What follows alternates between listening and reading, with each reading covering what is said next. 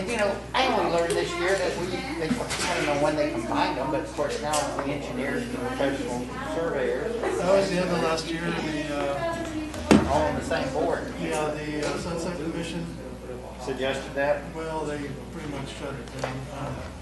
Unfortunately, the Sunset Commission is the commissioners don't really do anything. They lay it all on the staffers. And the staffers are all young college graduates who are trying to make a name for themselves, so they're going to find a problem. Yep. And unfortunately, half the problems they found were the product of legislation that the surveying board was required to pursue. So, no worries. So, we thought we had it nipped in the bud. We thought it turned out when it turns out I'm just trying to most of the public members we thought were on our side voted against us. We lost by 1 year. Sounds about right. Other stuff. So I think Members of our steering committee, which is myself and I once had in a corner and I heard a professional engineer. He said this other engineer, what he said in his report was below the standard of care. Should never have been written as a recommendation. Next day, the attorney brought in a report that he wrote, 2 reports for similar buildings. He said exactly almost word for word. And she said, before she showed him this, she said, now yesterday you, well, let me show you. And he said, well, no, it's different. It says right there, select fill. That's exactly what we're talking about. Totally different. Another time I saw another engineer do the exact same thing. He said he had never had a fine again, that he had to pay a monetary fine, or had they been one by the board. So next day, the attorney asked him the same question. You can if you want. It's Well, let me pull these 2 cases. either way. He's got it. Okay. They said, well, that was the board, the state Okay, board perfect. decision, not mine. Opinion, not mine. I said, that's not what I asked for. So I sent those on to the state board. State board said they didn't see an issue. I have had that problem with our board. Yeah. It's like, Our old board that doesn't exist anymore. yeah. It's like, if that, don't need to do anything, it's good. Yes. Those beams are gonna support everything. Where's this? The living history center. Oh, okay, good.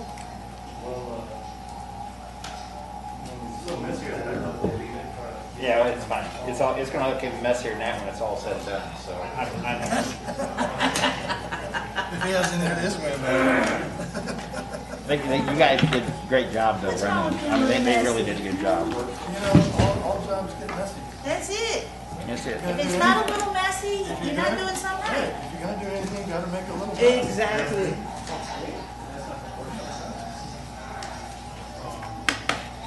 Think about this COVID thing is up.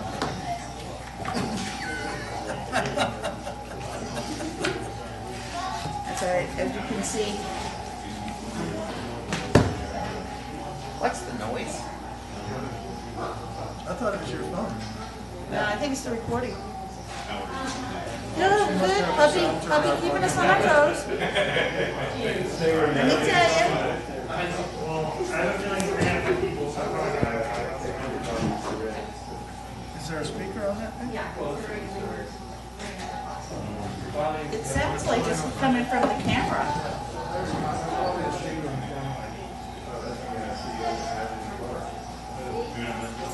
Is that what it's coming from? Here, volume. Let's make the noise that it's supposed to. Hey, Devin, this is TikTok. I'm sorry. It's making noise. That has nothing to do with me. Picking up the noise from there and putting it on. Hi, how are you?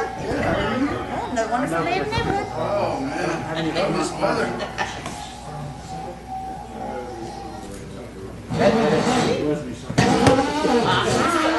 I found the culprit. Thank you. It's okay. I'm trying to get your bed. How are you doing? Doing good. No, I hadn't turned it, I hadn't turned it in yet.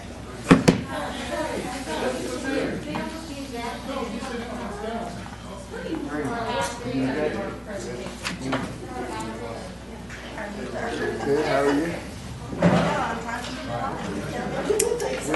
We're starting to get a crowd back again.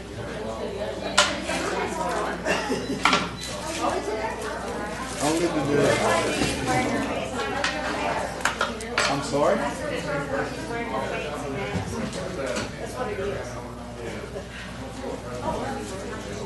Yeah. What's our mayor from Tim Pro Tem? He was here, he ran. No, if you don't show up, who takes over? We have to vote. We have to vote. Really? He was here all day. Rock, paper, scissors. He was here all day? Yes. Oh, my. He ran home. He ran, well, I guess he was on the train. He left a few minutes ago. You can't use He's got to bathroom here. live that far away. Nobody does.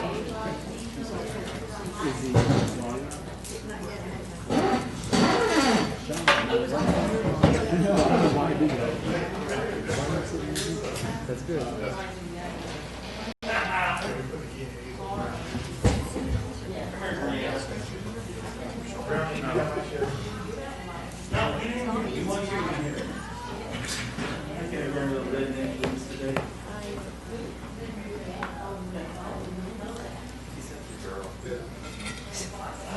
Went to our grandson's baseball game. Yeah. One Friday, one Saturday, one Sunday. This is, he's in sixth grade. These are professionals. Coaches, nobody wearing a damn mask. I mean, there's thousands of people. They're full. Well, they don't believe in anything. This is awesome. You think Austin would believe that? They're tree huggers. They're tree huggers. Of course, Miss Paul. he's a guy. You know, he's covered responsibility for that kid. Players that after the game, the players even the dean of asset, you know, the kids are Numbers, the ordinance, The paper said that they fined the 3 NFL coaches for Yeah, I not saw that. $100,000 a man. Violating NFL policy by not wearing their mask all the time And or one of them had this mask something. like this, yeah. And several of the teams been fined too. It's good to know that we'll supply everything. You know, all these people, if they don't wear their masks, and they see them on TV, why do we have to wear masks? You know, that's the mentality that they're They're above us. yeah, well. They think they're millions of dollars and all.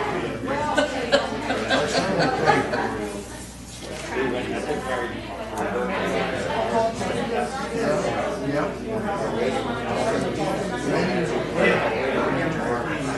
Jarvis. Yep.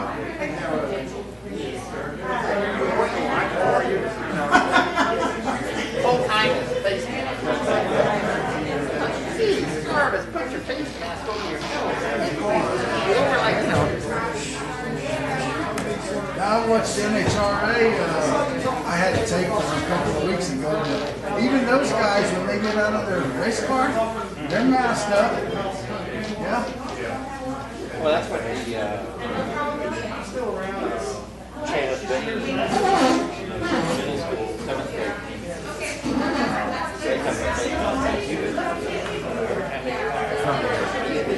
Hey, Trouble! Alright, how are you?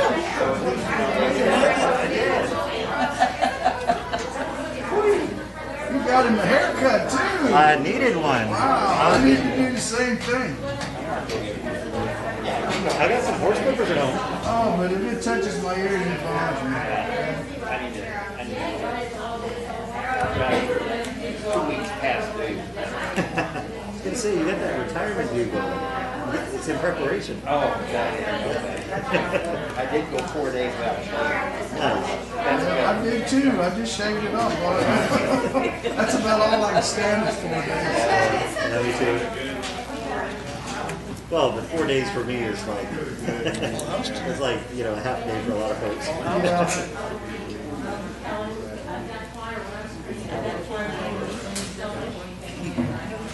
You can.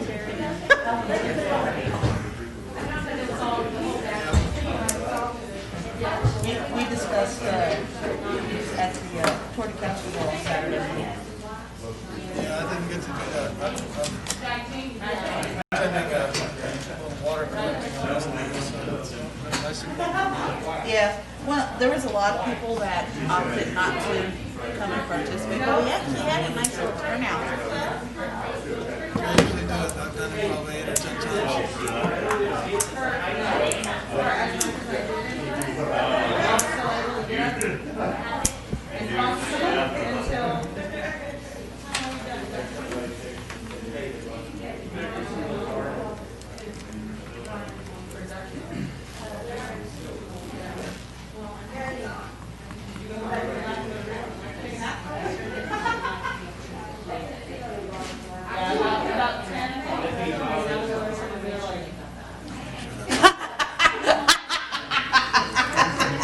Uh-oh.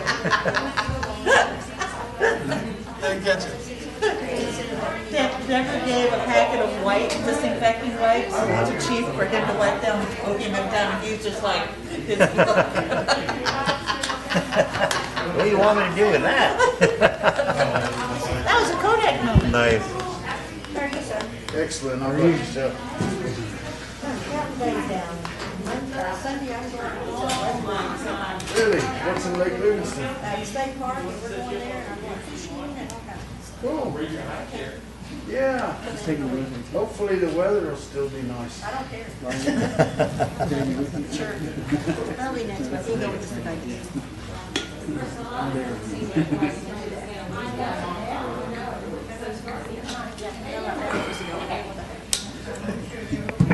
Oh yeah, can you turn that off?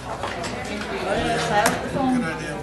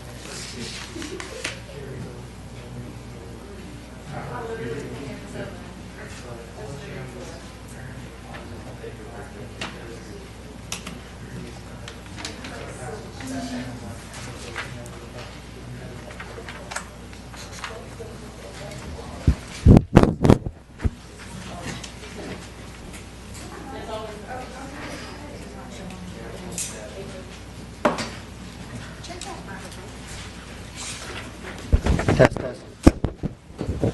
Test, test. Yeah. Yeah, they're working. Yep.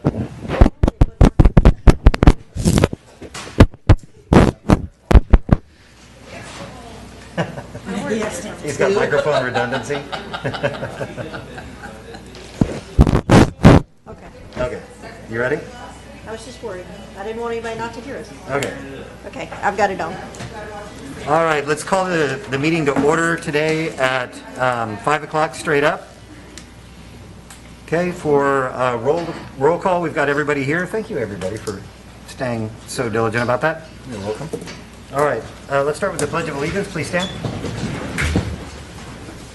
I pledge allegiance to the flag of the United States of America and to the republic for which it stands, one nation, under God, indivisible, with liberty and justice for all. Honor the Texas flag. I pledge allegiance to thee, Texas, one state, under God, one and indivisible. Please stay standing for the invocation. We have Pastor Jeremiah Sibley. Let's pray. Father, we thank you, God, for this opportunity, God, this day, the weather change.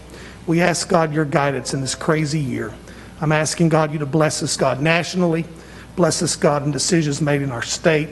Bless us, God, in our county, God, the city, this council, God. I pray for your blessings on every member represented here, that, God, your will would be done, and you would protect us, keep us, help us, oh God. And we turn to you in Jesus' name we pray. Amen. Amen. Thank you, Father.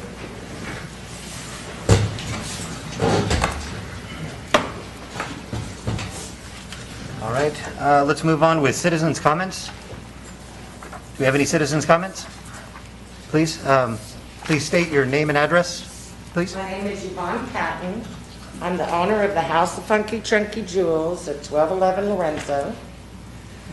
I just wanted to give some information to the council regarding old-fashioned Christmas and other towns and cities that are larger than ours that are doing their outdoor events in the locations that they have been. I opened my store in 2018. I have been doing shows since 2001. I did Bernie for 8 years. Bernie Market Days is second Saturday of every month. In December, they have 3 back-to-back, the first weekend, second, and third weekend, all in their square, the same square they've always done it, outside. They have a Dickens on Main at Thanksgiving where they close off streets, take care of their local businesses, and have vendors in the parking lots and have the events outside. Fredericksburg Trade Days is going on the third week of every month, Friday, Saturday, and Sunday, which is both outside and inside. Fredericksburg is bigger than Castroville, so is Bernie. Greene has a Christmas market the same weekend that we do. That is an outside event. They have Greene Market Days the third weekend of every month. I have the paperwork that shows these locations are all doing their events outside and complying with the COVID regulations that we all need to. New Braunfels is having an indoor event in November. Pearl downtown is doing their farmers market every Saturday outside 9 to 1. Alamo Ranch has their pop-up every couple of weekends out in the parking lot by the Target. I feel that, I don't know how y'all feel, but I do feel that if we relocate our old-fashioned Christmas, it is going to be detrimental to our businesses here on the square and on Ferriella Street and Paris and Lorenzo, where the new one has moved down, Southern Creek, A to Z. We've already lost Purple Cactus. And if it moves, it's going to be detrimental to our businesses. That's really the only big event that this town has. And it helps support not only the town, but all the businesses, including Ace, including Zook's, including Jen's, the Dairy Queen, the Mexican restaurant, Sammy's, Haybee's. It's just not for the square. It includes all of our local businesses. I'd just like you to consider leaving it where it is, because it could, like I said, it could be detrimental to our businesses. And I'm not one that wants to quit or give up or close my business. I don't do that. We don't want you to. I own 2 businesses. Thank you. I own a construction company in San Antonio. I'm the comptroller, secretary, treasurer of our business. I know how to run a business. But you can't take away from what's out here, what's been going on for 36 years, and try to make it work somewhere else. That's all I have to say. Thank you. Thank you. Are you sticking around because you saw that was an agenda item later on? Yes, I saw the agenda. Sorry it's so long, so late in the agenda, but we had to get some stuff, but please do stick around for that. I'm going to stick around, sir. Great, thank you. Thank you. Appreciate that. All right, we have anybody else that wants to talk for citizens' comments here? Please.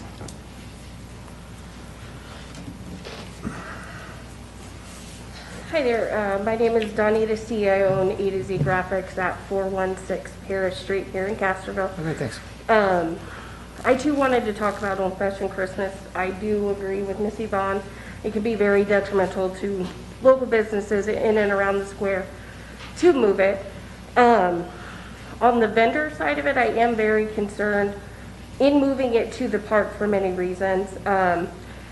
I help run the soccer league here, which we utilize the park for soccer. So I am in the park a lot, to say the least. And as far as the vendor side, many of the vendors utilize cell phone service, whether it be on their phone or some other device that utilizes cell service. And in the park, that is a big issue. Cell phone service doesn't always work very adequately there. And I think that could be a big problem for putting all those vendors in that space when that's their main way of being able to cash out customers. On another hand, I am concerned for the safety of the patrons that come to the event. We do have a lot of older people that like to come out to Old Fashioned Christmas, and I'm concerned about the terrain that the park presents. It's not as flat of a surface and everything like that, like the square would be like walking around Castroville. So I'm concerned there. Parking can create an issue too. Just for soccer, parking can be a problem down there at the park. So having an event this large Friday and Saturday night, I think parking could be a really big issue that day as well, which could be detrimental to the vendors there as well as other businesses around town. So thank you. I just wanted to share some thoughts. All right, thank you. All right, do we have anybody else that wants to speak for citizens' comments? Do we have anybody online? I do not. Okay, great.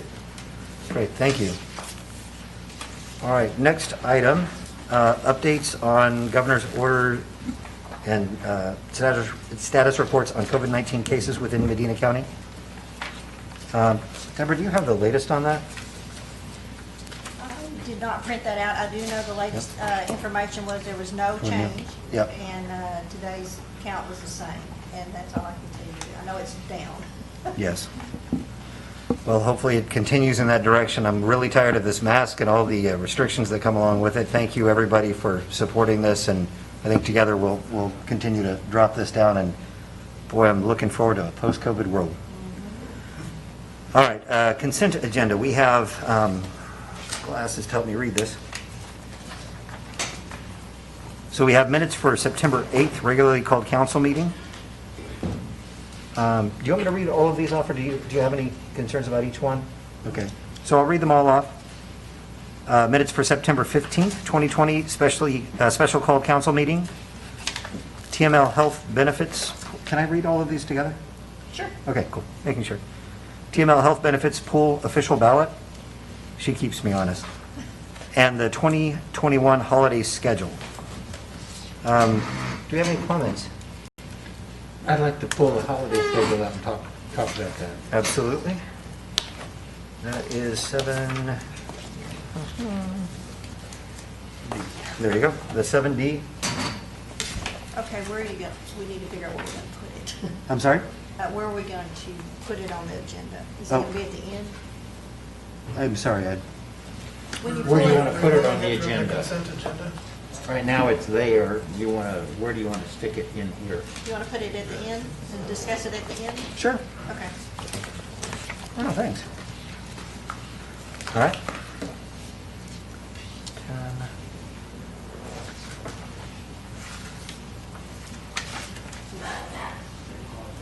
Okay, do we want to, was that the only one that you wanted to discuss, was the holiday?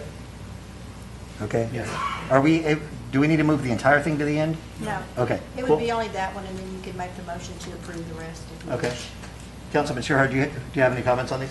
No, no Discussion? comment. Okay, do I have a motion on A, B, and C? I move that we approve the consent agenda minus item D, the 2021 holiday schedule. Great, do I have a second? Second? All in favor? Aye. Aye. Aye. Motion passes. I will cast your vote. Oh, all opposed? No, okay. Item number 8, public hearing number 2 on proposed FY 2021 annual operating and capital budget. Let me see, one second.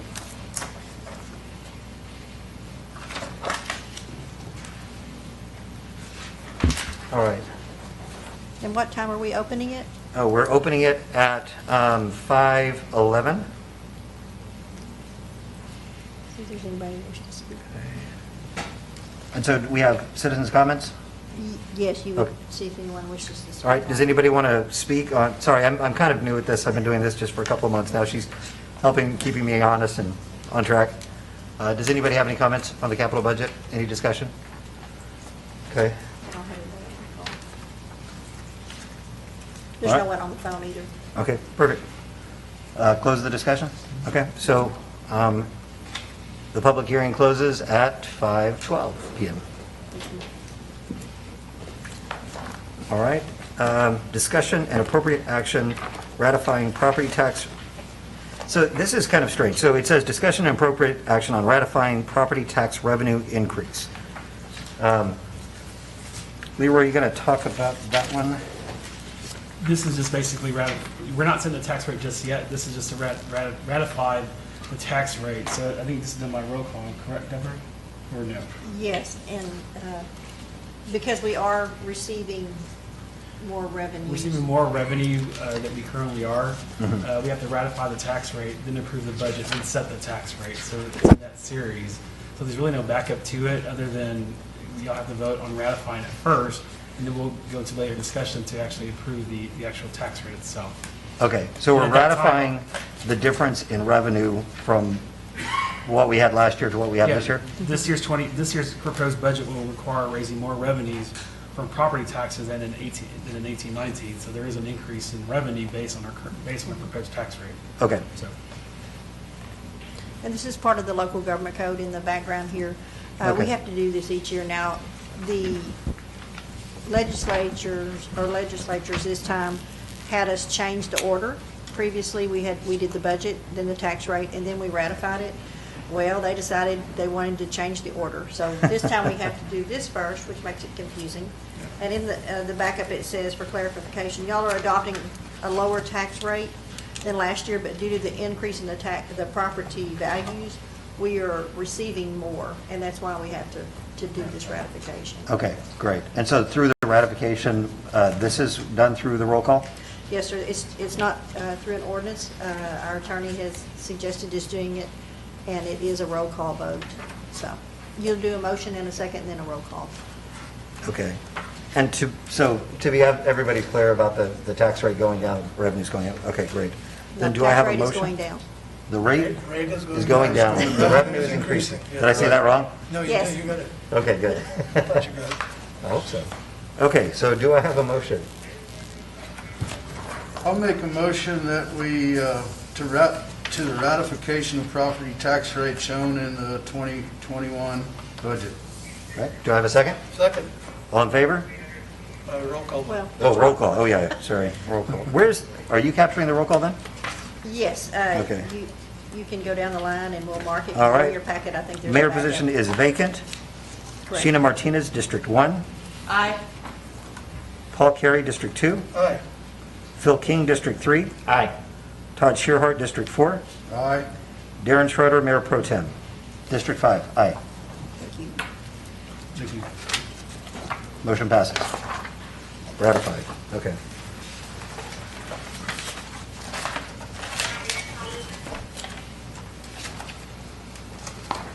All right, let me make sure that I've got this one. Okay, so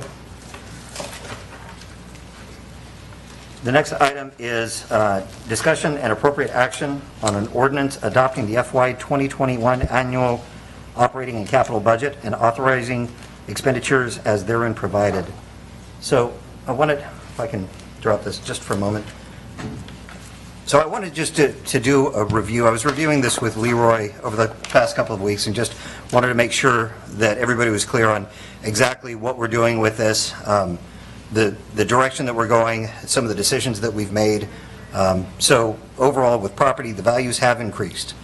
This is a good thing because it means that the value of our city is increasing. It's we never want to have like a crazy California kind of property hike, but just the fact that values are going up shows that we're doing good things, we're making good decisions, and the worst thing that you want is for your property values to start going down, because that shows a decline in the city. Because property values have increased and because we had additional construction, we were able to actually reduce the tax rates to the lowest they've been actually in 5 years. And our goal going forward is to continue to add revenue through new developments that will continue to reduce tax rates and eventually utility rates. It won't happen overnight, but we're really just laying the foundation right now for doing this. We do have a balanced budget. Now, we had some items that were underspent over the previous year.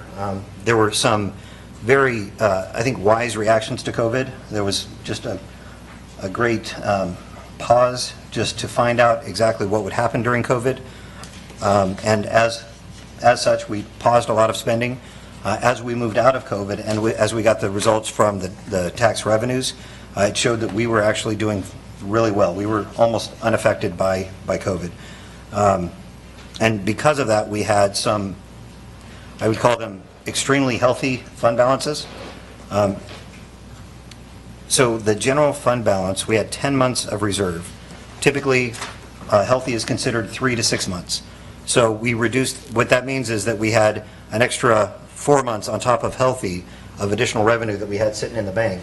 And this is money that we pay in taxes. Each one of us pays in taxes, and it's things that really need to be spent on increasing our infrastructure, on increasing streets and utility reliability. And really, this is money that we pay to be able to keep our city running.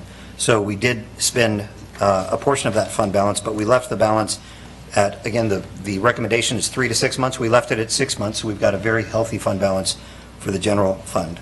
For the utility fund, we also had about 10 months of revenue. And I guess the healthy rate is 60 to 90 days, so it's 2 to 3 months, and we had 10 months. And so this is, various different reasons, but we, through this budget, we are looking at different areas where we can actually spend that money on infrastructure, for the utility infrastructure. We're looking at actually beginning River Bluff, the first phase of the electrical projects. We're looking at increasing some of the redundancy that's in our systems. We've all felt the pain of the outages, the water outage that happened a few weeks ago. So John and team are in the process of installing cutoff valves so that isolated incidents don't affect the entire city. And so there's a lot of time and money that's been spent on this. So what we have done is reduce property tax rates. We have you guys seen all the work that Devin's crews have been doing out on the streets? Lots of repairs, lots of attention to detail on that. So we are investing in streets. And I particularly like the way that he's going about doing this. He's increased street repair activity with funds, with personnel, and with a detailed and committed plan for accountability. So he's actually committing to the streets that he's going to be working on.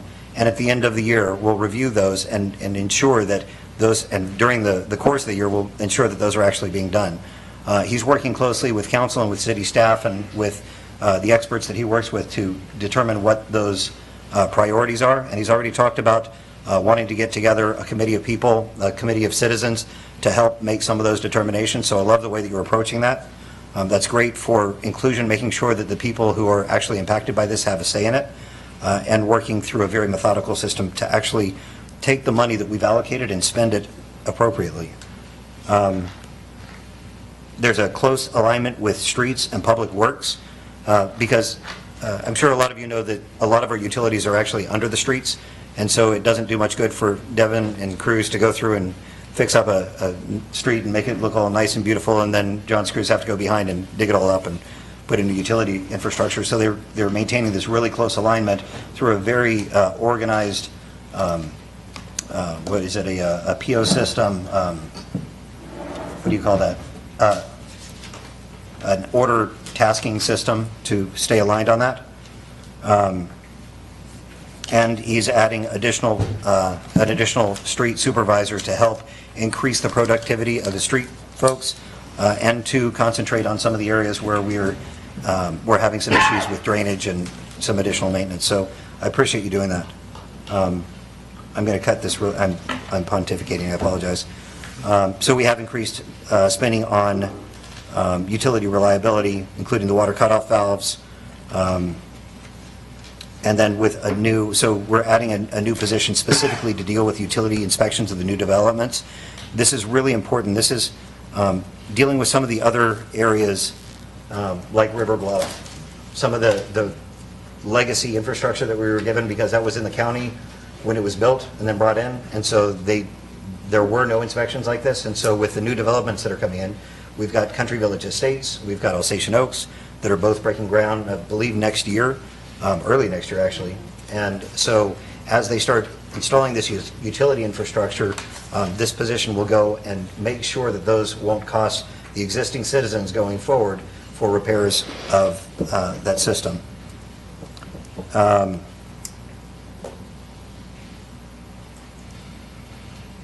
And I think that was a really wise decision. If we looked at using our engineers, that contract, I think, is $105 an hour.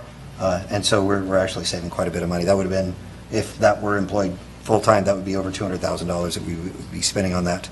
Now, there is a note in here about smart meters. Before we do anything on smart meters, we're going to make sure that we do the cost analysis. I've heard some people concerned about, we're just a small city, do we really need smart meters? We will be very diligent about answering that question before the money is ever spent on that. I think it's a worthwhile investigation.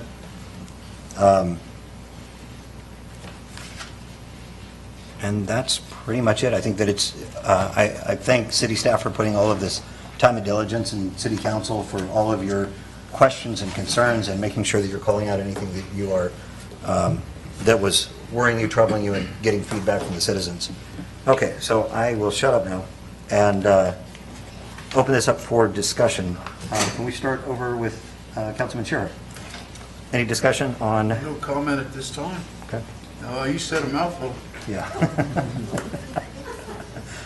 He doesn't let me live that down. Councilman King. No comments. Great. Councilman Carey. I want to reiterate your thanks to the staff and to Leroy for diligently pursuing this in short order, I would mention, so thank you. Councilwoman Martinez. I want to echo everything they said. Thank you, staff, and, everything that you did and putting, listening to our questions and our comments and our concerns. We really appreciate it because we're just like you. We want to make sure the city and the citizens are taken care of, so thank you very much. It's been some great teamwork and great collaboration. Thank you. All right, do I have a motion? I make a motion to, as so stated. Do I have a second? Second. All in favor? Aye. Aye. Aye. All opposed? Motion passes. Thank you. All right, thank you all so much. Okay, discussion and appropriate action on an ordinance setting the ad valorem tax rate of the city of Castroville, Texas for tax year 2020 at a rate of 0.495178 per $100 valuation on all taxable property within the corporate limits of the city of Castroville, Texas. Specifying separate components of such tax rate for operations and maintenance and for debt service, providing for due and delinquent dates, together with penalties and interest, providing for collection, repealing all other ordinances in conflict, and providing for an effective tax rate. Leroy? Yeah, so thank you all so much. So after numerous meetings on budget, on tax rate, we had our last public hearing on tax rate last Tuesday, I believe, and we're required to have two, and we did those. So thank you all so much for the feedback on that. Our current tax rate is at 0.507771, and our proposed tax rate that y'all approved back in August was 0.495178. So that is a decrease. That's a decrease out to the taxpayers. As you mentioned, yes, the assessed values did increase, and we had no control of that. That's the appraisal district who assesses your home value. And so, but one good thing is that because our assessed values increased, we didn't have to tax the taxpayers out there that high because we don't need that much because of those assessed values. So we were able to go ahead and decrease that tax rate to 0.495178. And back in my some of the hearings that we had, I had given examples on what that would look like based on a $200,000 home and a $250,000 on plus. And so there's an easy formula that you could actually enter and do and calculate what your taxes are going to be with exemptions and without exemptions. So. But really, there's a statement that you have to read by law as far as approving or making the actual motion. So again, this is a decrease to the tax rate, so this is a good thing. Oh, that's the thing that she just gave me? I have to read all that? No, there's Oh, thank you. On the front cover, the front cover sheet. the yellow page, Okay, thank it's in you. bold, That's the motion under that needs to be recommendation. read out loud. Whoever makes the motion. Yeah. Okay. Oh, good, somebody else gets to read it. All right. Discussion? On the first page, Gotcha. Oh, gotcha. the bold. All right. So do we have discussion on this? Councilman Carey? Nothing to add? Councilman King? Nothing to add. Councilman Good. Chair? All right. Yes, sir. Do I have a motion? I move that the property tax rate be increased by adopting a rate of 0.9495178, which is effectively a 2.13% increase in this tax rate. Do I have a second? I second it. All in favor? Aye. Aye. Aye. Aye. All opposed? Motion passes. Thank you. That was a mouthful. Thank you all. Yeah, thank you. Okay, so discussion and appropriate action on an ordinance amending the comprehensive fees schedule. And I know that there were some things that we wanted to talk about during this. Leroy's going to go over this. Some of the things that we were talking about were the additional trash receptacles for residences, backflow prevention. Was there, so actually, why don't I let you talk? Sorry. Okay, so based on our, I'll make this bigger, and if you can just get the lights, please, David, if you don't mind. Based on our last discussion, I know we were still working with Chris Cox, our waste management representative, on the fees. And so at the last meeting, we had talked about what those increases would look like. The first part, these rates are going to be for residential customers only. We're increasing from $20.95 up to $24. That's just for that one cart. That also includes the 96-gallon recycle bin, as well as at your door service and the monthly bulk brush pickup once a month. One question that we had, there was a talk about, okay, if they want any additional carts after that. Right now, we're currently charging residents $13. So I'm not sure if we want to continue with that amount or what that discussion looks like, but staff's recommending the 13 at this time. And then for commercial, remember that increase was about 16.5% increase that from Waste Management was charging the city. So therefore, for commercial, we would want to have that same increase on the commercial side, but we increased it by 20%. So the new rate for commercial, for light commercial, would be $26. That's just the card itself. And then if they want recycle, it's another $26, and it just kind of goes up from there. So all commercial was increased to 20%, sorry, and the residential was 16.5% increase. So, and these are just the different services that they do provide. After today, tonight, I am going to send a letter out to all residents and businesses out to the city to talk about more about waste management, talk about the actual schedule that's coming up in October, and then of course the new rates. And so I'm waiting for this to happen first so I can send it out tomorrow. So that was part of the discussion from last week. And then the other thing was, I believe it was the, what do you call it? Backflow was here. There you go. Thank you. The backflow. We did go back in. We're still working on this right now. We did print out the ordinance and make sure that our ordinance numbers do match what we're currently charging, and they do. But we're working with TCEQ, John, I believe, to figuring out if it's going to be every year or every other year. Is that right? Yes, they're requiring that every year. And our ordinance shows it for every 2 years. For non-chemical. Right now.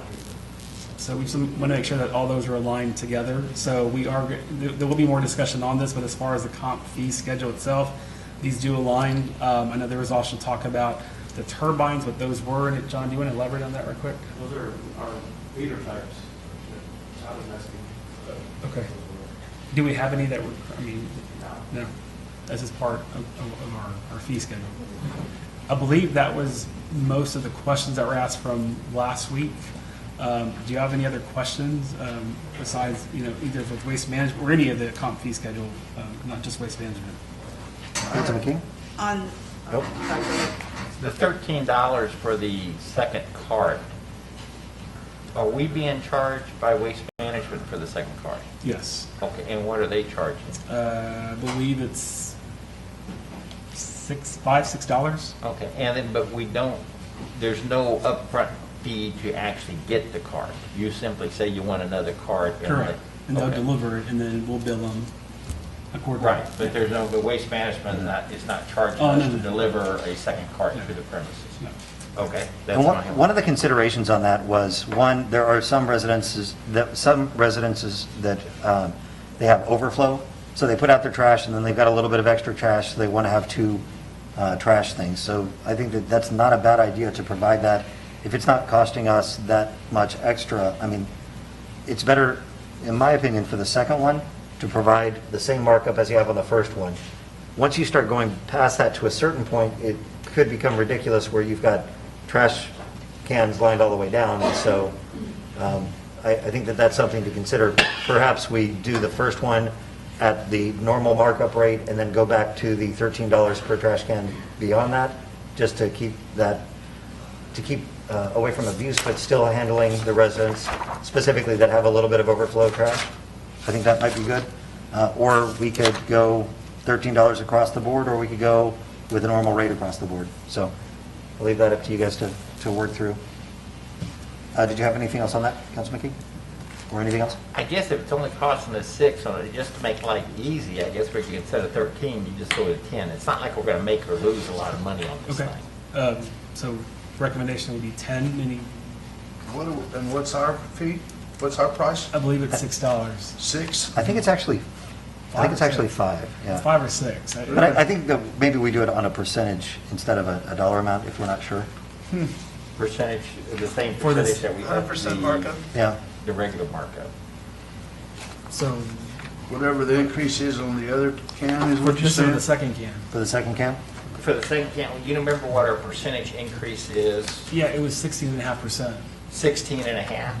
So if it's, whatever, it's $5, then you're talking about Nothing. $7 or $6. $6, yeah. Yeah. So it's not like, is there any additional clerical work related to these additional things? Well, I mean, as far as the residents call here and they request one, and then either Patricia would call Waste Management or the citizen would actually call Waste Management themselves, get that order, then they'll contact Patricia and say, hey, we're going to deliver an additional cart to XYZ. and then But we after bill that, them. it's all automatic Yeah. computerized. Yeah. Right now, it's just we're currently charging $13 an hour. That's what's on our fee schedule currently. Gotcha. So what do you want to set it for? 7? 6? I don't know. guess Let's my- keep on discussing.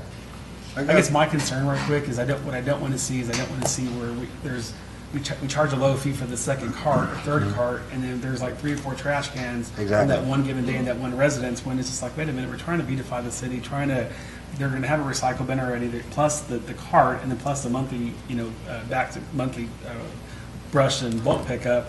The next step would be, okay, do you want to get a dumpster, a small dumpster, because that's $73. And Well, so- again, I support so I'll be clear, I won't hide my feelings on this. I think that it makes sense, because I've seen a lot of people that they'll put out their trash can and a little bit more. There's a lot of times where we'll have one trash can and a little bit more. It just makes sense to do it. Yeah. And I don't want to see trash cans going all the way down the street, and so at some point, we've got to put a limit to it, I think. Right. And if people want to pay for it, then that's fine. So I support doing our normal rate for the first trash can, that normal markup on the second trash can, and then back up to the $13 for trash cans 3 and Additional beyond, for that. for residential only. I got a question on a different part of that. Do you have to take the 96 gallon recycle can? Yes, sir. That was what was stated in the contract. Really? Because there ain't no way I'll fill a 96 gallon recycle cart. Me and my wife, I'm the other way What around. size I is- always have more recycling than trash. so. Yeah. Balls. They wanted to use their automatic truck, and that's why they're going to this. And they can't do that with the little bins. Milk. No problem. Yeah. I understand that. All right? I don't know, I mean, as far as the additional can, I could leave it at 13. That's what it is now. Yeah. Yeah, that's half the rate, almost about half the rate of the original one, so it's not bad. Anything else? I don't have any other questions, thank you. Okay. More discussion? Councilman I'm Carey? already seeing the recycled carts around town, and Yeah. I know that they've begun delivering them, and I've also encountered them using the mechanical dump or collecting devices, so never know what's coming, but I'm glad to see that they've already begun the process of upgrading our services, even though we haven't met them. Well, I guess we did approve the contract last session, so. Yes. We just need to make sure that we're clear about the trash days changing. And that's specified in the letter right Okay, now. perfect. So- That's right. And you might also want to remind people the reason they can't put trash out beside their trash cans like they did in the old But days. yeah, that's It's also, gonna be that's also in automated. the letter, that everything needs to be in the Yeah, actual trash can. because the machine's gonna be picking up Because the it's a can, different not a kind of human. machine, so they cannot pick up. Yeah. And they're delivering that actually out on the bin, as well as in the utility, as Next well time, as. next many- time around, there won't be a driver, Yes, Yeah. and then remind them again. And then remind them again. be a robot. Councilwoman Martinez? Yeah. So everything, we gotta take a recycle card, even though we probably won't use it, if we don't use it, okay? Fine and dandy. As far as the bulk waste is gonna be monthly, correct? Yes, We're not ma'am. doing the once every 6 It's months. one every month. Every month, that way, are you gonna have that in your letter as well? That's in there, there's also a date, I believe it's the third week, don't quote me, on it, I think it's the third full week or second full week, is bulk brush pickup every month. Right. Yeah, And it's 6 cubic yards for the brush. brush and bulk all together. So It's large- not separate. large Total items. between brush and bulk. Yeah. Okay, so your 6 cubic feet have to include Yards. your bulk as well. Yards, yes. Okay. Yeah. And that's And- a lot of, 6 cubic yards is a lot of material. And those of us that have the larger lot sizes, city is aware of who has what lot sizes, that way it's not mistaken for an empty lot. Yeah. Because we have citizens with larger lot sizes that we don't want them to get puddleized, because like me, I put my brush on the farthest side of my property, which is a lot, but Right. it's part of my property. Right. So I want to make sure that's out there too, because I know Yes, we've ma'am. experienced those problems our citizens have as well. We need to make sure that we're clear. John had mentioned this before. We contact Public Works, is this correct? Let them know exactly where you're putting, because like Helen will put that up. There's a group of them that all put it together. They're trying to be nice and helpful. And so John said, just let me know what's going on. He'll make sure that Waste Management is aware. And that way there's no, because they'll actually hand out reminders and eventually citations if people are putting out too much. So it'll be a friendly, helpful thing. Okay, but I'll they let just you reach know, out. because I have neighbors that put it in mine as well, because otherwise it's right there at their fence. Okay. And Helen just got tired of getting their telephone lines dug up every time they went in with the claws. Yep. All right. I had one other thing, and I think Leroy's going to clarify, but I just want to say it, that in that newsletter, it said something to the effect of that your trash had to be bagged. So it's a recommendation.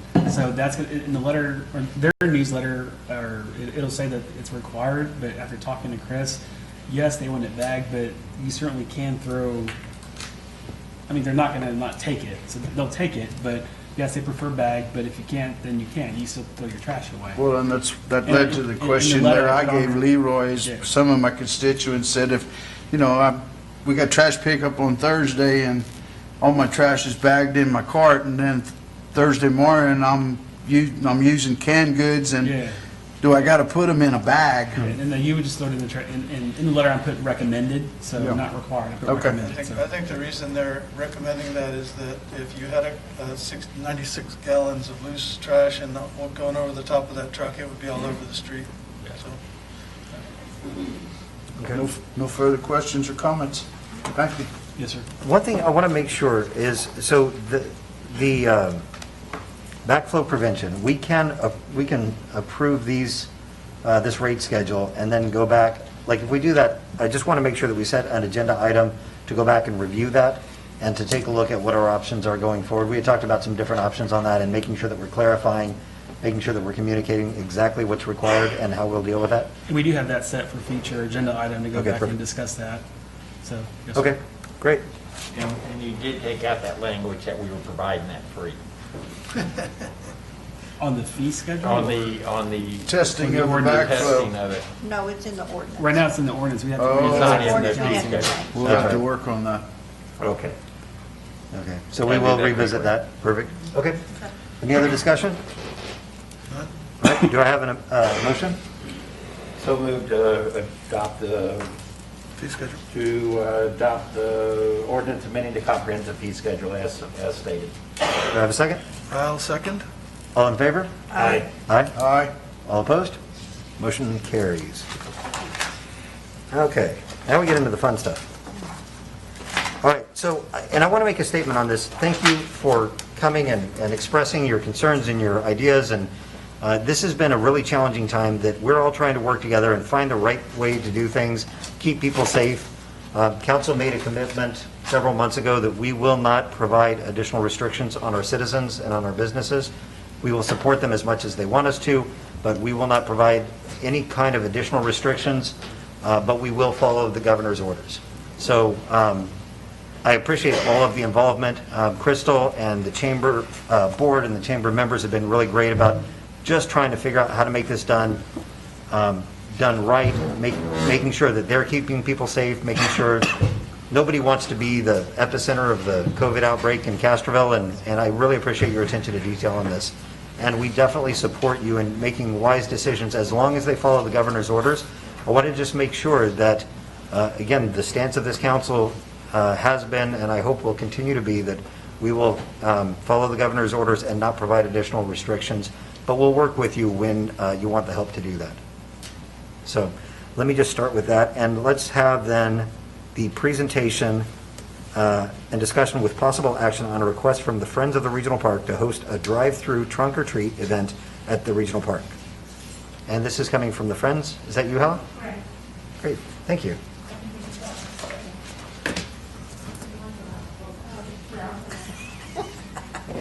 Good evening, everyone. Good evening.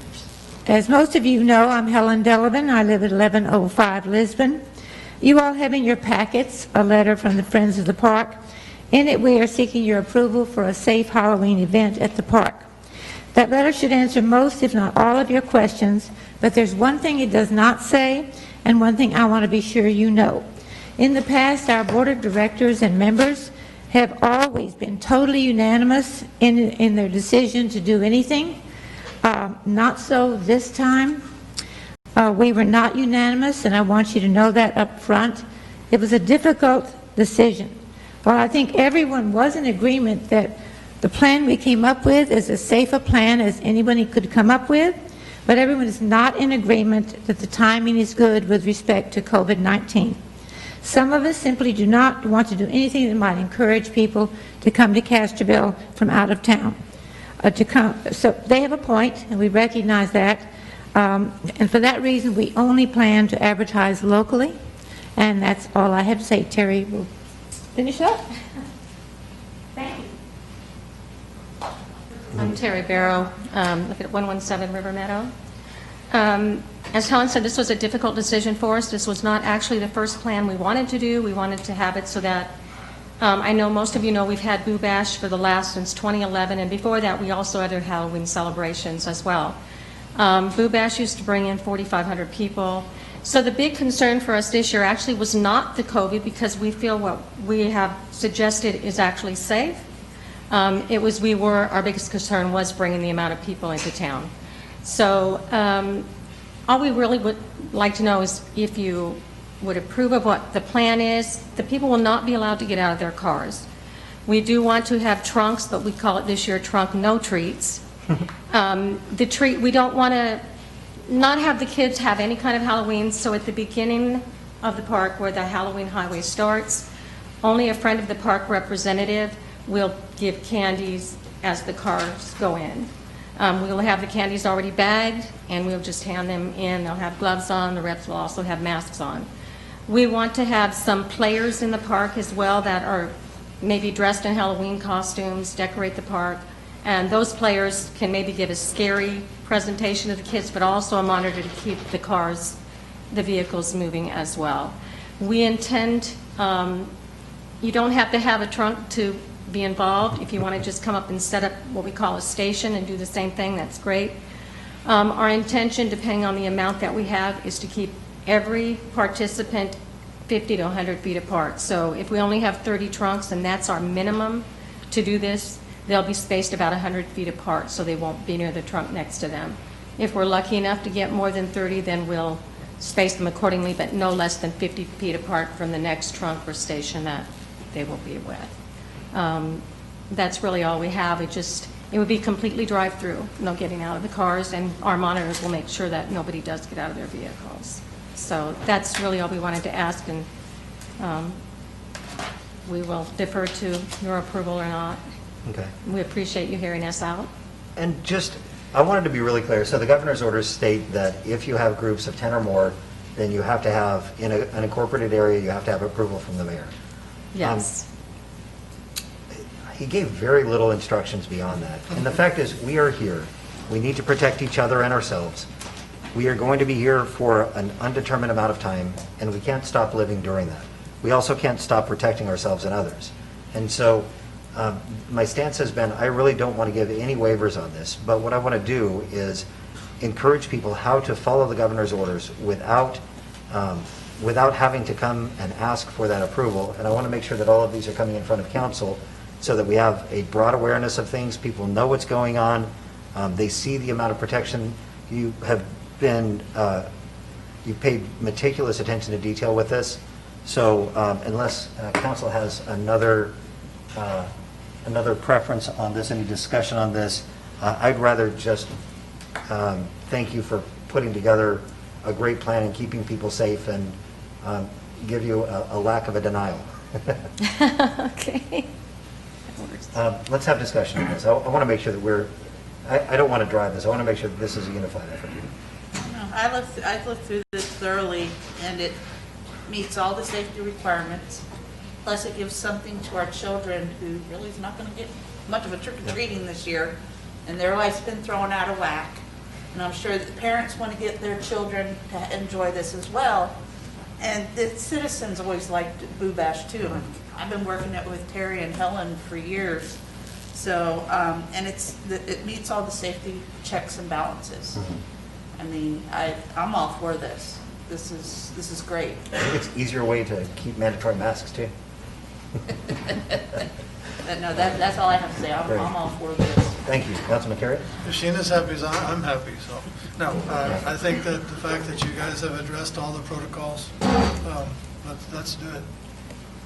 Councilman King? I'm all for it. But the way this is written, we have to vote on a recommendation, don't we? Because it says Possible discussion action. and recommendation. No, it says possible action. I wasn't sure if you needed to make a possible action. If you needed to have any type of action, I just want to make sure it was there. Well, I guess the agenda report, it doesn't say possible action, but because the agenda says possible, The we're agenda okay. is what we go by. Okay, Right. that's it. But no, I'm all for it. And again, I appreciate this, and I know you guys have spent agonizing hours coming up with this, but it seems like a great plan. Councilman Stewart? I fully support it, as with all my other council members. I have a feeling that you'll see my wife and over there in costume helping out, and so we'll get in touch with you. I appreciate you doing all of this. Appreciate it. All Thank right, you. so are we okay with not having a motion? We have consensus on that? Is that what we asked for? I think the mayor gave you that Great. privilege. I mean, the governor gave you that privilege, so. Great. All right. Thank you very much. Appreciate that. Appreciate it.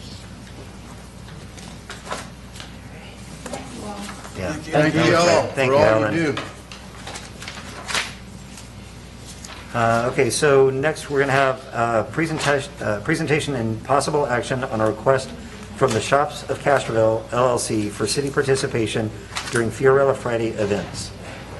So Brian was going to, and then I think you're going to do this instead? Are you giving the presentation? All right, come on up. He was supposed to call in, but I don't see him, so. Oh, you're no, on your no, I own. think that we decided that he was, Dave, you want to come up? No, I'm not Brian Poseidon. You look really like him. Well, he's better looking than me. He's younger than me. I'm Dave Saylor with, and I live in Lacoste, and I'm not representing Acadiana. I'm representing the little shop, or the Shops of Castroville this evening. And with your permission, I have a little packet for each one of y'all. Just please do the mask as you come up, that's fine. Protocols. I know. Thank you. Again, I'm ready for them to end Yeah, ready to see. as soon as it's time. Thank you. Thanks, sir.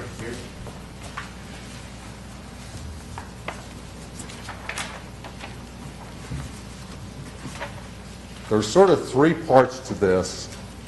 The first part is sort of an overview of what we have planned, and that's on your left side of your packet.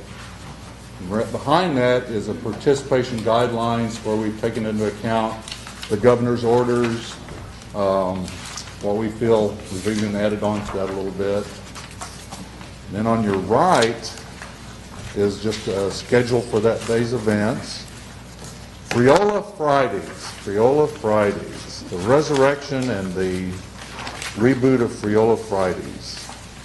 And there's also some maps in there that details what we've got planned. So let's look at just a review of the event.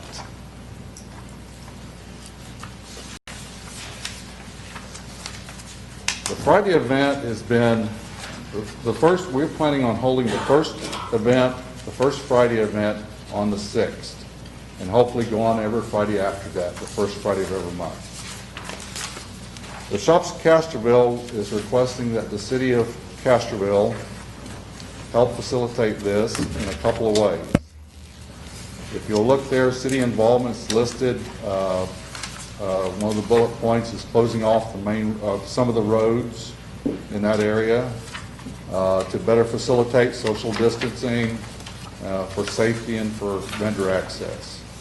There's another bullet point about electrical power access around the square.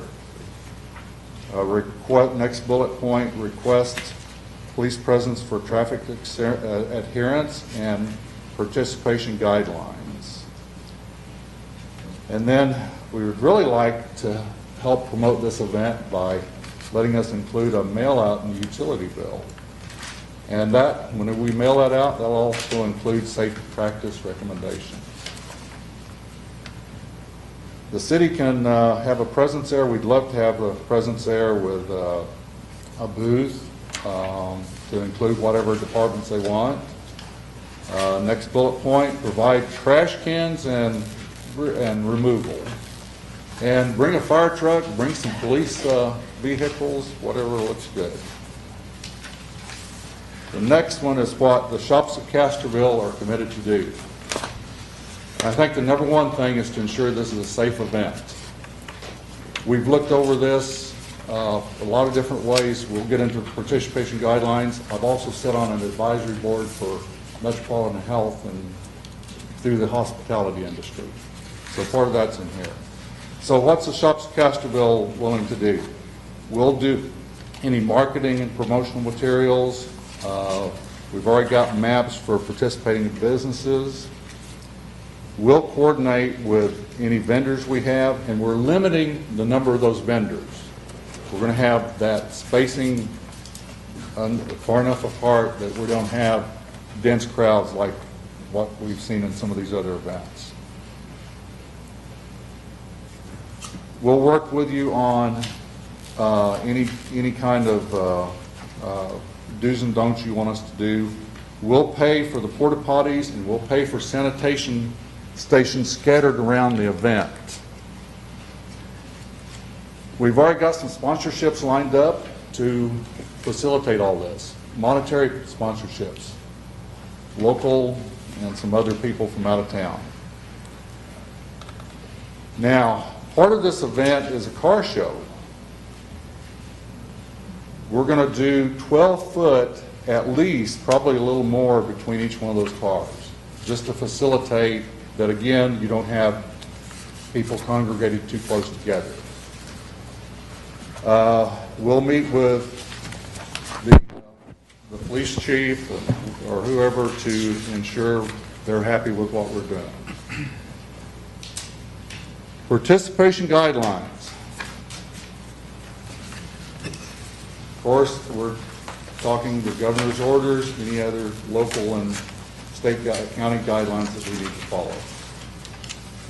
Number one, wearing a mask, social distancing, and we're even addressing that family members that don't enter under the same roof follow some guidelines. We're having all of our participating shops, restaurants have hand sanitizer available whenever those folks get ready to come in to their business.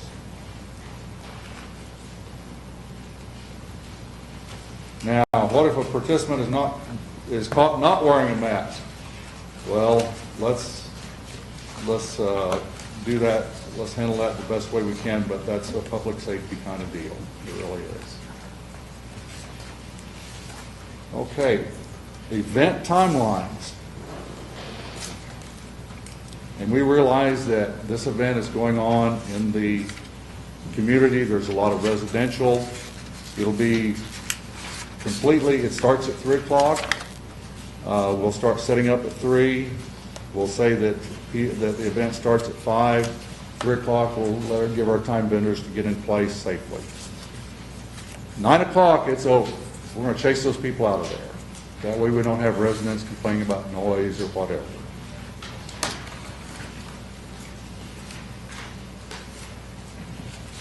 If you'll look at your map, one of those maps has,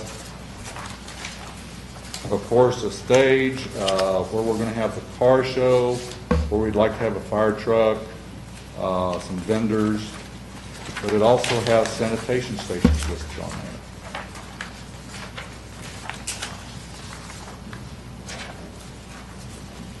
Now here's your trivia for today. Here's our logo for the event. Fiorella in Spanish or in Italian means little flower, so we found that very appropriate with the little flowers. So, what's the benefit for this? Of course, it's tax revenue for the city. It's something to uplift the spirits of the local population. So we've been in this for 6 months now. Yes, it's getting better, but hopefully it'll keep getting better as long as we follow some guidelines. And let's support our local businesses. I'm a small business person, and it's been rough. And a lot of these other small businesses here this is their season coming up right now, but they didn't maximize those sales for the rest of the year.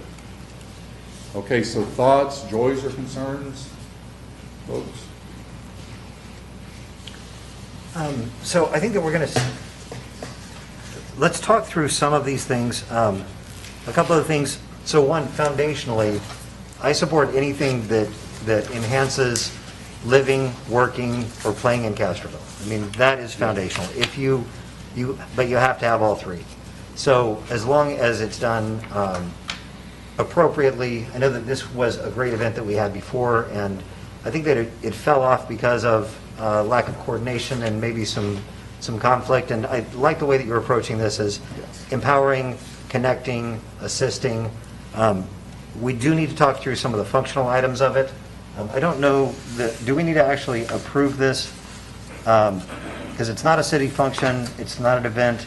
I think that as long as it falls within the city guidelines and they can work through the details, that might be a good thing.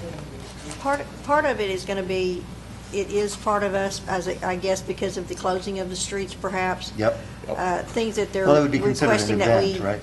So it's like an event permit? Pardon? Yeah, there's a special activity permit that their application have to fill out. Right. And submit, and then we approve that, and then they're able to give them that permit to say, go ahead and go. Sure. And that's something the chamber has to do for Old Fashioned Christmas too, right? Mm-hmm. Yeah. Pretty straightforward. Okay. We're also providing electricity. Right. So we're paying to provide them, so I think we need to approve it. Yeah. Well, and I think that as long as we're, and this is, again, this is open for discussion, this is my personal view on this, as long as we're doing things consistently, we're not favoring one over the other, we're favoring our local businesses, we're favoring our local community. This is a good thing. My concern with this in COVID days is the potential for crowds that it would bring. How do you deal with parking? How do you truly deal with how do you I mean, you can't remove somebody from a property that's not yours. So how would you actually accomplish that? And I think that Chief Jackson would have to deal with that. Yeah, well- My two concerns are, one, that we're not doing things consistently. Two, if we don't have the police staff to support this, we don't have either the funds in place in the budget, or we don't have the actual staff to do it, then you might have to look at doing separate security. So I think that part of it we do need to look through. Do we provide for the old-fashioned Christmas, do we provide the power? Do you pay for the power? The power for the, As of last year, no. okay, Okay, the previous 36 years, yes, you did. okay. How much were you paying for power before that? Do you remember? Or do you remember? Before that, last year was the first year they paid. Before that, it was free. Oh, gotcha. And last year, you remember what you paid? $100? Yeah, I don't remember. Okay. If you'll notice, it just says provide electrical access power. Yep. So if my recollection was that it was on a meter and we paid whatever power we used. Right. And I think that's, that's something. I'm sorry, in addition to that, we did also rent a generator for the other side of the square. Gotcha. I'd be willing to if it comes around Harris Street and Lorenzo Street if they need electric. They can get electric. Give me your phone number. We've discussed this with. See, this is a great kind of partnership to work together and Yeah. find ways to do this, and I think that the city should be in the same partnership. The cost of the city for the electricity is, our power costs are high, but The electricity is not going to be astronomical. it's not, right, Someone to hook up and turn on some lights and charge his cell phone. exactly. Okay, so, and then the other thing that I was concerned with was, you have on here, provide trash cans and refuse removal. So I think that would end up being, Devin, that would be your folks that would do that. And again, this is something, if there's money involved, then I think first it goes through city administrator, and if it doesn't fit within the existing budget, then, and I'm not trying to force a direction. If anybody here is opposed to doing it this way, then just, speak up, because we do have possible action if you want to. But I think that we should support them in approaching the city, doing the proper permitting for it, finding out if there are, working through the details of what's in budget and what's not in budget, and then help encourage people to do good things. It's a whole lot cheaper to put trash cans out than it is to pick up trash all over town. So. Yeah.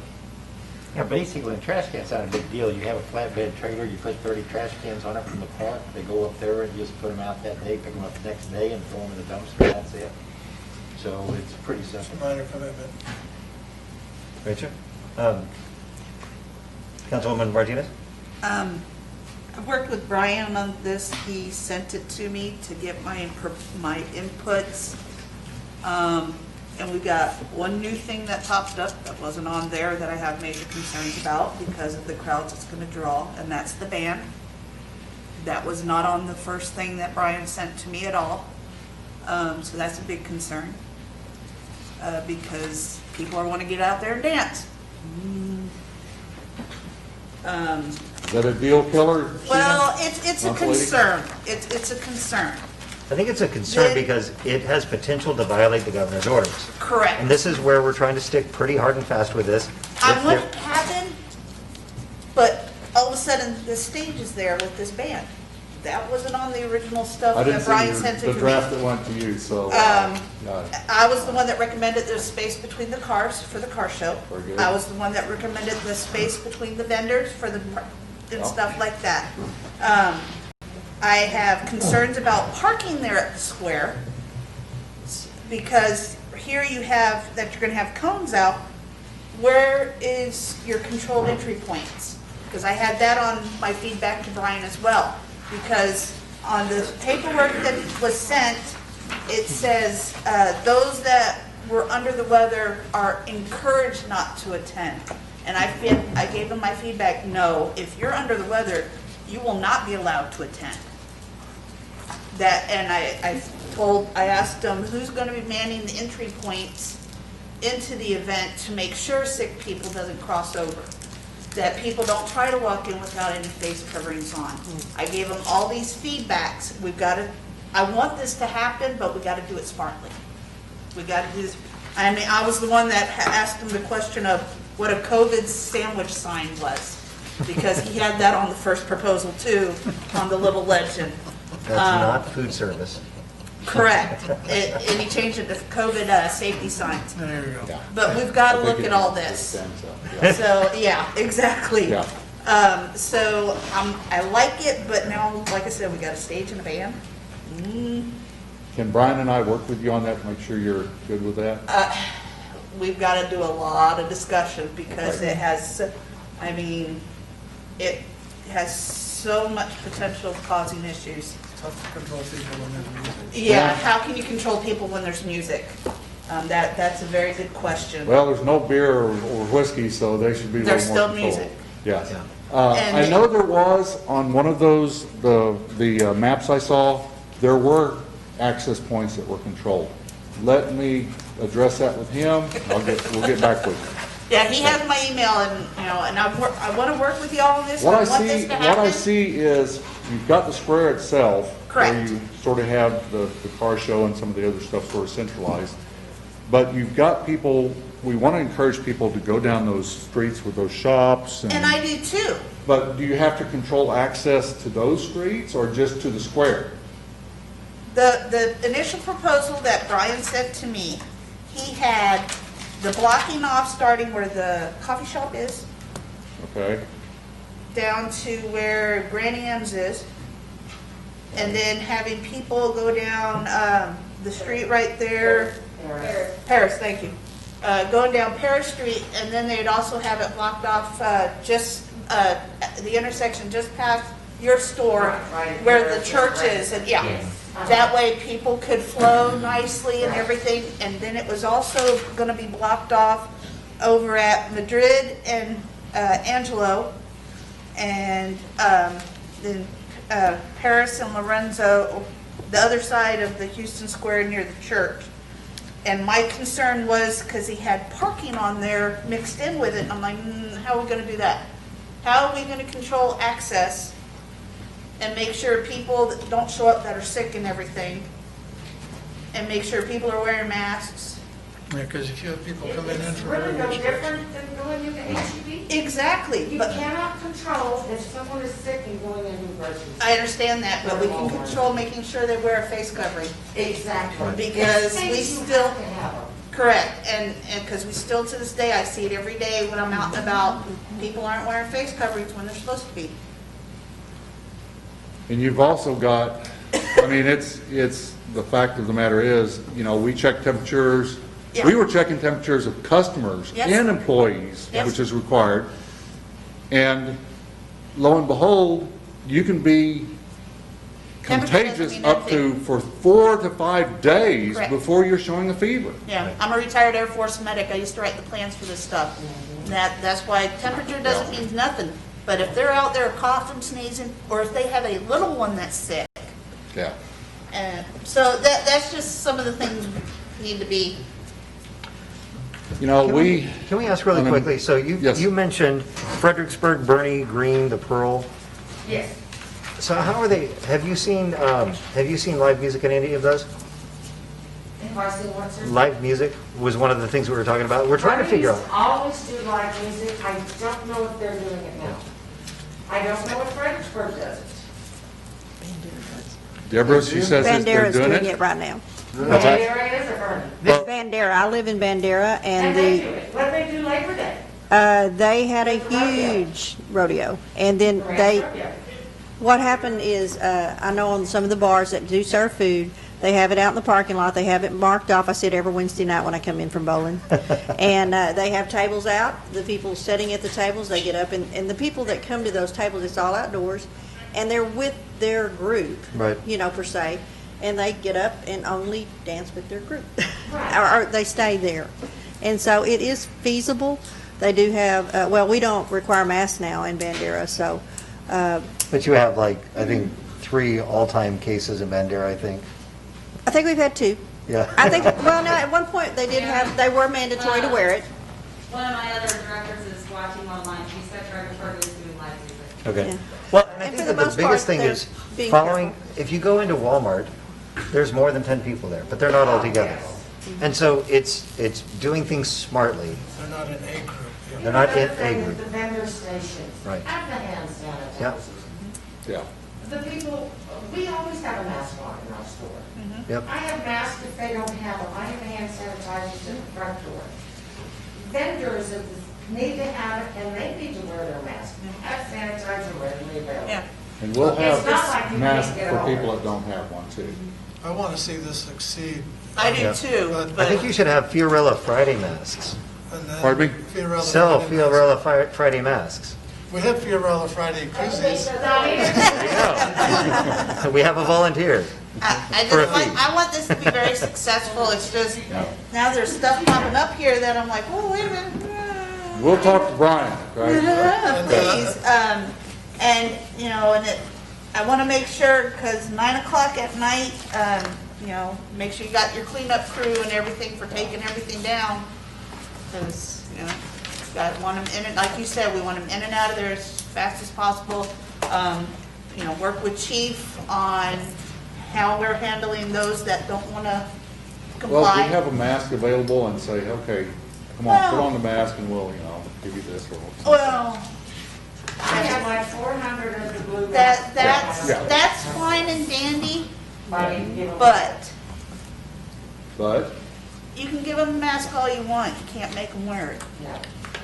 So you And need if to you get tell with 'em- chief. Chief, you can make them wear it if you tell them you have to leave the store. Exactly. People are told in Walmart all the time, I've seen family members come in, get into this far back side of the store, take it off and go walking around. And every time they see a worker, they quickly throw it back on until they're past that worker. We can give them a warning, but we've got to think of the safety of the group and the future of this event. I have an asthma and COPD. I'm right there with you. I have permanent lung damage and I sustained on active duty. And wearing a mask. That's why I want this to be successful, but we gotta have our plans in place. I'm willing to give it and believe me, shot ma'am, and see. we're thinking about the future of this event, not just this one. And that's what I'm looking at too. So And yeah, let's- I And really. we've got a couple of other, if you don't mind, Okay, let's yeah, come over here. sorry. Councilman King had something to Sorry. say? Yeah, if you walk around the streets on Saturday, we're hitting more people. But again, it's up to the individual, the vendors to, guys, this is Castroville, we want to protect you, you protect us. And if they just tell me you have to wear in, this is not going to be a beer drinking crowd. This is a really laid back crowd. When they've had music in the past, I mean, I've seen a half a dozen people dancing at the most. This is not a beer drinking, and you had that big How about a parking lot. Little Alsatian Festival? So it's really more just the music, and it's kind of neat. It's cool weather, and people are walking up and down the streets, and I think if we're all wearing masks, and that's the important, I don't think you can control this area. There's too many openings between buildings to, so I can Exactly. see controlling the traffic, but you cannot control it to foot traffic, because it's too open. So to even try to test people for temperature and everything, it's just not going to work. No. But to close it off to vehicular traffic, I think would be a sensible thing, because you don't have people walking down the street. I guess I just see this as not as a wild party thing, but just something to be nice to walk down the street, to go shopping. This is a shopping experience, and I guess I'm just maybe being naive, but I think it will work. And it's going to be up to everybody there, the vendors, to really stress, guys, you got to wear. And the shop owners. Yeah, if you're not going to wear a face mask, go to Bernie, or whatever. Bandera. You're not going to wear a face mask, go to Bandera. So, but I don't see where it's going to be Because that they big a have deal. their guidelines for their vendors and what they're to do. Yeah. Right. With their sanitizing station and hand wash stations and all of that. Well, if this is anything like the ones in the past, I think it's not big crowds, it's friendly crowds, and I think they will wear face masks. So everybody watching, don't make a liar out of me. Wear a face mask. Wear a face mask. Councilman Sherhart? I fully support this thing if we can iron out some of the things that we're discussing right now. I missed Fiorella Friday. I was one of them that walked the streets of Castroville. And, but there's something else. Can we close the streets down at 3 o'clock in the afternoon? They're your streets, sir, you can do what you want with them. I'm sorry? They're your Yes. streets, you can do what you want with them. They're our streets. We do it. Deborah? Deborah? It's not going to affect some of our businesses. They're going to come out Right. of evenings anyway. And then residents that live in that area, we'll have some volunteers manning those barricades for those residents to come in. Well, the thing in the past, and it's a wonderful event, because when I came here, it was very big. With the only thing on vendors, they tend to want to set up in front of City Hall, and they can't, because we don't close till 5. Also, on closing the streets down, like down there by the banks, you Yeah. can't close those off because they don't close till 6. That's in And our the meetings, that's businesses something that's do come their up. deposits. to That's make the sure main thing, because, customers have you know, access to the and bank. people are still driving up and down the street because, and you got to be careful, because if people are walking, they don't realize that, you know, the street's still open until at least 5, and then you can Yeah, the close our barricades part can and be keep it available, open. but not in place, so. Correct. The Public Works Department used to set it up to where, after it gets started, certain ones would come and they would start blocking, they would know when. And then they would undo it at the end of the event, and then we would pick them up the following day or that Monday, whichever, because it was out of the way. I think we should give it a try. For the bank, we gotta think later, because it's a Friday. They're There's open till businesses 6. that- well, because there's businesses that don't close until after 6, so they won't make their deposits till about 6:30 at night. Well, a lot of the business, of course, a lot of the business will stay open, but I know the bank, the drive-through and such here, because all of them are just drive-through right now, Right. Yeah. are open till 6. My bank on the corner, and then Castroville Bank Well, I also. know the True Value closes at 6, and they make their deposit at 6:30 at that bank. So- My husband does it, so that's why I was like, make sure That's there's the main thing, access is to just, get there. just to be sure they're able to Yeah. get to If those the- folks can still have access to that Yeah. stuff, yeah. So are all these covered, when they go and file for the event permit, they have to go through PD, they have to go through city administrator, they have to go through all of these steps? I think that the best bet for us is to say, we support our local businesses, we support our community. Let's encourage city staff to ensure, if it falls outside of our budget, if it's not within the budget that we have, they would then have to charge for it and make it appropriate. But I think other than that, we just encourage them to go work through the normal process and know that they have the support of city council to do good things. Does that work? And I think that's us across the board. I mean, this is, you know, the chamber's been, I know you've been fretting about this, trying to find the right thing to do. We're all trying to find the right thing to do. And I think that as long as we continue to have that level of detail where we're looking out for each other and we're protecting ourselves and the people of Castroville from I've had people say, well, if you're going to mandate masks, I'm going to go over to Hondo. I'm like, okay. So as long as we're doing the right things and Yeah. following the governor's orders, I think that it's totally appropriate to go through the normal thing. And if there's anything additional that has to come back to council, anything that falls outside of normal budget, then we would bring it back in front. And we're easy to work with on stuff like that. Yeah, you guys have been doing a great job of, you know, I've had a chance to talk to Rhonda about it and Brian about it, and I know that they've been all over this trying to get it figured out and planned out, and I'm really looking forward to some of those, what do they call them, caution signs, the sandwich? I have a feeling we're going to see some rather, The sandwich sign? we're going to see some That's rather right, clever sandwich sandwich signs. All right, Okay. thank you all. Thank you. All right, so are we okay with providing just general direction like that? Okay? Proceed. All right, next agenda item, same thing. Once again, chamber.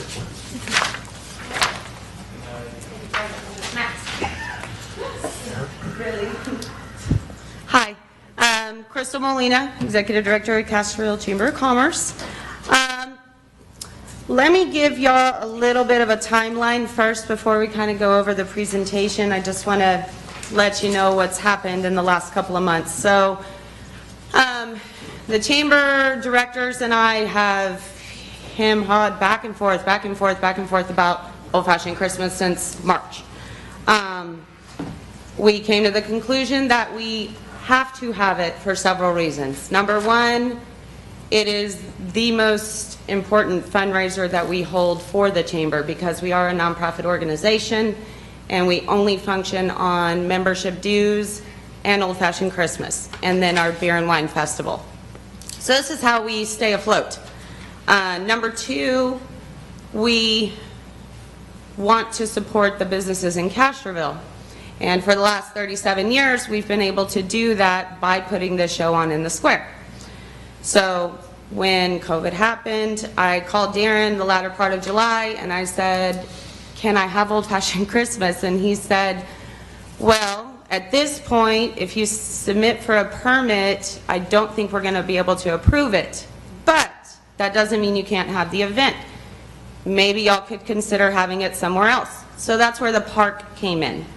And then shortly after that, we met with Devin at the park, along with some directors from the Old Fashioned Christmas Planning Committee.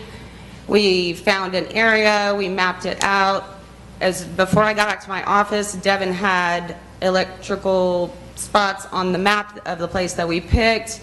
Matt Habe, although he's not a director, is still helping us plan. He actually put together the plan that we submitted for the park. So all of us kind of came together in August to plan for the park. And then after speaking with the business owners, particularly Ms. Patton, Donita, I sent out an email to the business owners that are chamber members and said, give me your concerns, and everything that they said today is what they told me. And I do agree with some of them.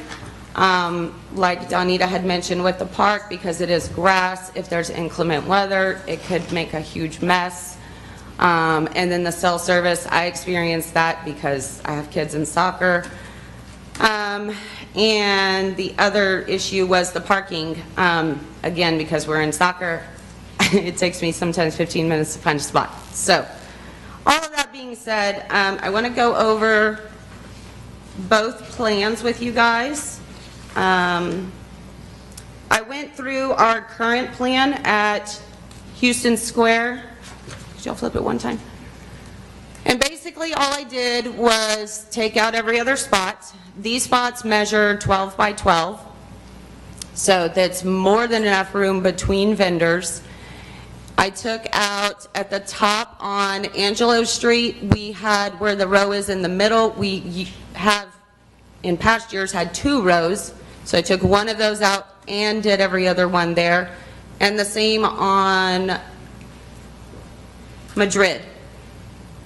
Where there's 1 row in the middle, we usually have 2. So we eliminated 1 row there. This allows us 126 spots. Last year we filled up almost. We were short 5 vendors. We had 256 booths rented. We obviously can't do that here, but we also do have a lot of vendors that have already called us and told us we're not coming because they just don't feel comfortable. And that's totally acceptable. So the way we have it laid out, we have more than enough room. The pros of having it at Houston Square are obviously the biggest one is the consistency. It's been in Houston Square for 37 years. I love it down there. It's like a Hallmark movie on Friday night. So I understand why we want to keep it there for that reason. We can still adhere to the COVID-19 restrictions. The only thing we still do need to figure out is all of the different points of entry. So that's also a con, is all of the traffic coming in from different sides. It's really hard to control that. I have 12 directors, myself and my finance coordinator, so I don't know that 14 of us could man every side of the square and make sure at all times that people are, it's going to be difficult. Another pro is that the nearby businesses do continue to benefit from the event, as well as the rest of the city. And the rate of positive cases in Medina County, I believe I saw a post today that said 37. So it's starting to come down little by little. Hopefully by then it'll be down without the masks. The cons, again, unable to control the amount of visitors. If we were to surpass 126 booth rentals and we offered for additional vendors to go down the streets, that might be a point of contention for the residents. It would just have to be something we would talk to them about. The visitors from outside of Medina County coming in, We don't know what it's like where they live, so it could pose a problem with the COVID. And then the parking is always an issue with Old Fashioned Christmas, vendors and visitors. It's always been a major mess to try to control.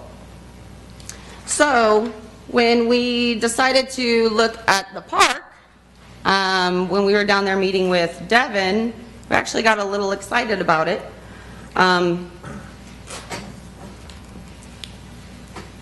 The pros of having it in Regional Park is it does allow us ample room to spread the vendors out. The map that I have attached, again, has 10 feet between vendors. The ones that are back-to-back would have, or actually all of them are back-to-back, so in those, where those lines are, there will be tarps in between the vendors.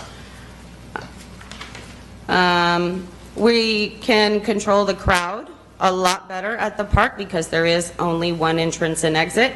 So we could have a couple of directors up there at all times throughout the hours of the show, checking temperatures, looking for masks, hand sanitizer, that sort of thing. There is no need for a generator, which saves us on cost because we've got more than enough power at the park. Being permitted to hold the event, again, it's much easier to say yes there because it's more contained. And then the parking, the way we talked about it with Devin, there's 2 different parking lots and then the parking around the outside. So it feels like we would be able to accommodate the parking better than imposing on the residents in town. Now, moving it to the park, the cons are that it moves the events away from the local businesses and downtown. If there's inclement weather, again, it's grass, so it could pose a muddy mess. The Wi-Fi signal is spotty and unreliable in spots. I will say that where we're looking at holding it, it seems like the signal is better than it is down by the soccer fields, but again, it's spotty. It just depends. Some of the vendors are not participating, so it is making for a smaller show. And the visitors may not know that the event is moved. This happens all the time with events, even if they don't move. When people are coming for an event, they will call 100 times and say, where's the event? Where's the event? No matter what marketing we put out, how many signs we put out. Now, of course, we do plan on putting out a lot of signage if you do decide to let us hold it at the park to show visitors where to go. I also have already sent out an initial email to all of the vendors that are signed up telling them they will be required to have a mask on at all times. They will encourage their buyers or people visiting their spot to have their mask on. They'll have a bottle of hand sanitizer, and they will all have a sign on their spots. So we're going to do everything we can to make it feasible for everybody, but at the end of the day, having it wherever we have it, it's going to benefit Castroville as a whole. So we're not changing everything. If we have to change it to the park, then we'll change it to the park and we'll move forward and we'll pretend 2020 didn't happen, and then 2021 we can move back to the square. And but you know, we just want to have the show and we want to do the best that we can for the businesses. That is our primary purpose as the chamber, is to support them. So that one idea of having them supply electricities to the vendors, that came up early on in conversation, even before the park. Harris Street is closed completely now. Right. I have room everywhere at my location Right. to put people. Well, and I think that as we look at this, you know, I encourage you to figure out the best place to put it. We're not going to relegate, again, we're not going to control what you do with this. We're here to empower and to protect. You know, this is a policy thing. We don't need to control what you do. I think that the chamber is doing a great job to support our businesses. If you feel that it's better to put it at the park and you can overcome the obstacles, if you need parking over the park, I can open up, I got about 2 acres. You can, seriously, I'm right next door to the park. You can use my back pasture. And we're talking about weather issues. But 90% of the time it rains. But if you want to do it over, you're right, I mean, having this in November, December, a good chance of It's having it. iffy. I mean, last year was Chamber of Commerce weather. But if So, you- if you and then do the it year here- before, it was terrible. It was I'm a drizzly. little bit concerned with crowding it, even though you're reducing, I mean, I've been to Old Fashioned Christmas, there's a lot of people. It's a huge event, that's the So thing. I think that if you start spreading it out even more, if you look at like what Fiorella Friday had Right. proposed, running it down the streets, and again, working this through the city to make sure that the city staff can support that within what we have the means to do. If not, then I think that you come back and make a specific ask to council if there's funds needed and we have some to provide, then we'd have to take a look at that. But I think that you figure out the best thing for the chamber, the best thing for the people that you serve, which are the businesses, and figure out the best way to do this. Work with city staff, get the event thing done, and again, I think that as long as council is aware of this, and unless they have any concerns about it, I think that you continue on just working through city staff on this. Am I off base on this, council? Councilman King? I guess the only, looking at your plan, in reality, if you look at how close the booths are to each other. Which plan, sir? Both of them. Okay. Yeah, I think they're all basically your booths are about the same close.